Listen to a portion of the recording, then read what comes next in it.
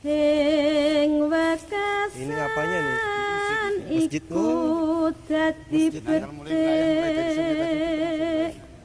Oh, ini batas tali ini ya?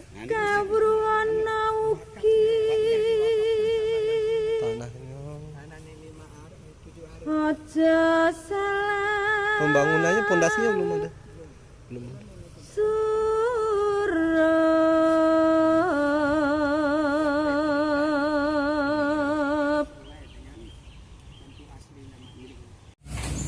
Pada abad ke-17 atau akhir daripada abad ke-17 dan pertengahan abad ke-18 itu datanglah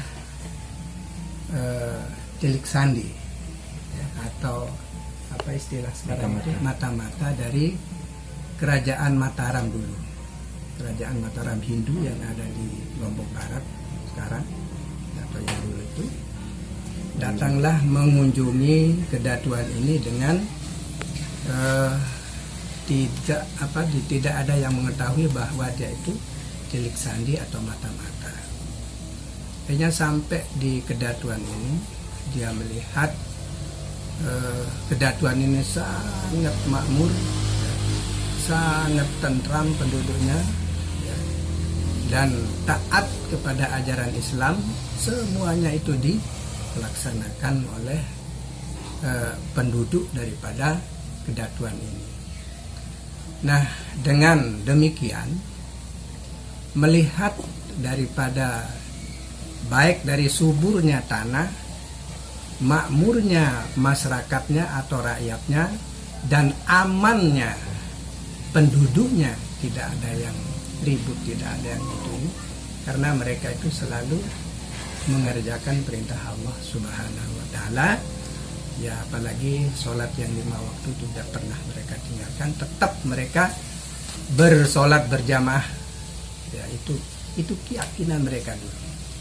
Nah, akhirnya pada satu ketika setelah pulangnya Tilik Sandi ini, nah, dia minap berapa malam, mungkin mingguan di sana untuk menyelusuri bagaimana kok sampai Datu ini sangat makmur sekali, aman rakyatnya. Akhirnya mereka tahu bahwa oh, ini kunci. Akhirnya utusan dari Mataram itu kembali ke istananya yang ada di Cakra, ya, di Cakra. Karena dulu Singasari yang pertama, tapi setelah direbut oleh kerajaan Mataram, dialah yang bercokol di Lombok ini. Nah, setelah sampai di Mataram, dia ngelapor kepada rajanya, ya. Begitu melapor, akhirnya dikirimlah beberapa prajurit, ya, mungkin ratusan kayak gimana. Dia ingin kerjasama. Pada awalnya ingin kerjasama di dalam memerintah kepemerintahannya, tetapi dari pihak Kedatuan Besar ini kayaknya mereka tidak setuju. Nah, akhirnya karena mereka tidak setuju, kembalilah lagi dan melapor ke kerajaan Mataram yang ada di Mataram sekarang dulu. Sampai di sana begini-begini ceritanya. Akhirnya satu-satu jalan dia menginginkan secara kekerasan lewat peperangan. Nah, akhirnya datanglah. Nah, dari mana mereka tahu kedatuan ini bahwa akan diserang? Sama-sama mempunyai satu utusan juga. Nah, akhirnya sampai di Mataram, utusannya itu ini akhirnya dia tahu bahwa dirinya akan diserang. Maka sebagian prajuritnya sekitar 100 atau 200 orang ditempatkan di sananya dusun Kerurak itu, namanya daerah itu tempat penjagaannya, pintu gerbang daripada Kedatuan Besar itu namanya daerah itu Labuh Gendang. Nah, di tempat itulah mereka ketemu antara prajurit Mataram dengan prajurit Kedatuan Besar ini. Nah, di sanalah dia mau mengadakan perdamaian supaya kita jangan saling serang menyerang. Karena saling serang menyerang ini merupakan satu perbuatan yang tidak bagus. Nah, dari kedua belah pihak kalau kita perang, dia bilang orang-orang ini prajurit besar ini, antara dari pihak Mataram juga ada yang meninggal, dari pihak Kedatuan Besari juga ada yang meninggal. Nah, itulah yang tidak diinginkan oleh Datu Besari ini. Nah, tetapi dari pihak Kerajaan Mataram ini sangat dia tidak mau, harus dia perang.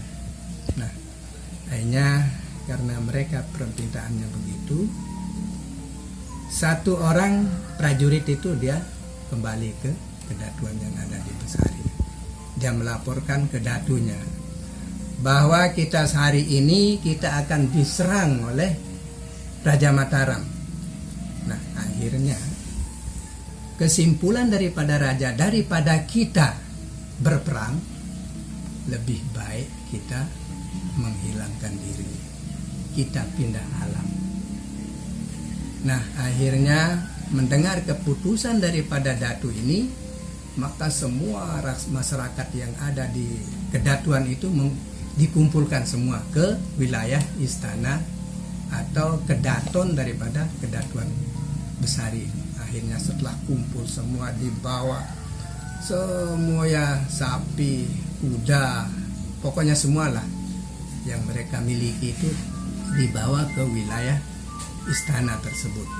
Hanya setelah kumpul semua, ya, setelah kumpul semua, diambillah sebuah batok kelapa, diisi air, ya.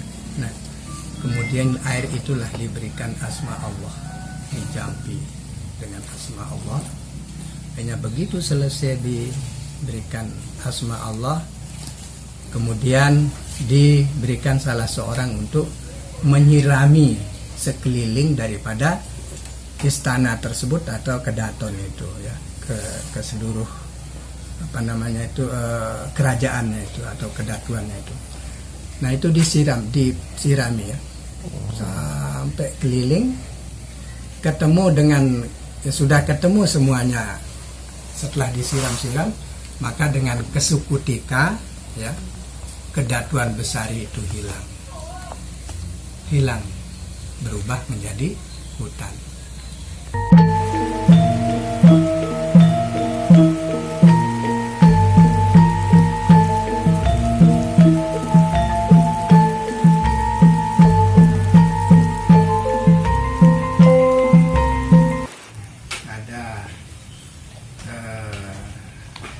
Yang buat posko dari Universitas Pajajaran Jawa Barat, dia untuk melayani kesehatan kan di poskonya di parkiran air terjun Relawan Peduli Gempa. Nah, di sanalah dia buatan posko, langsung dia ngadakan pengobatan secara seluruh lah masyarakat.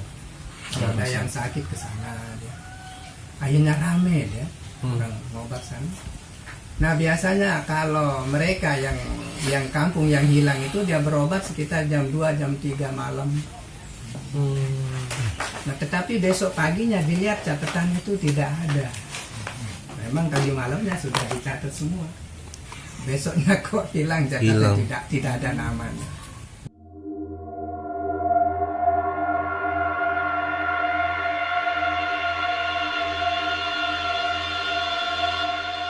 Nah, jadi wilayah ini dari perbatasan sungai tadi ya, kecil sungai naik ada pohon berapa biji. Kalau kita kesini kan kiri jalan ada pohon-pohon tadi. Nah, mulai dari itu ke sini terus ini semuanya tuh. Jadi masih kurang kesanaan ini, masih kita bisa ambil 300 lebih meter bisa, Mami. 300 200 hektaran ya. Maksud yang betul-betul wilayah Datu. Nah, ini yang betul wilayah Datu dari sana. Terus ini